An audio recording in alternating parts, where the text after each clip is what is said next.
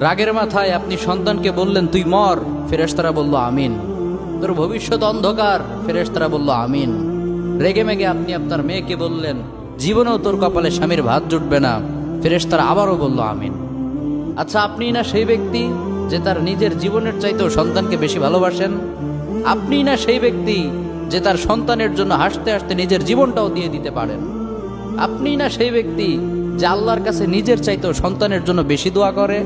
তাহলে কি করে নিজের হাতে নিজের সন্তানের এত বড় ক্ষতি করতে পারলেন? Doesn't make any sense. Common sense বলতে কিচ্ছু নাই আপনাদের। আপনারা কি জানেন না আপনাদের রাগের মাথায় বদদোয়া করাগুলো ফেরেশতারা আমিন বলে? দাওয়াতুল ওয়ালিদ আলা ওয়ালাদি, বাবা মা তার সন্তানের জন্য যেই দোয়া করে সেটা ভালো হোক কিংবা বদদোয়া হোক, আল্লাহ সেটাই কবুল করে নেয়। এজন্য খবরদার, নেভার কার্স ইউর চিলড্রেন। রাগের মাথায় কখনো সন্তানকে অভিশাপ করবেন না। খুব বেশি রাগ উঠে গেলে তার জন্য উল্টা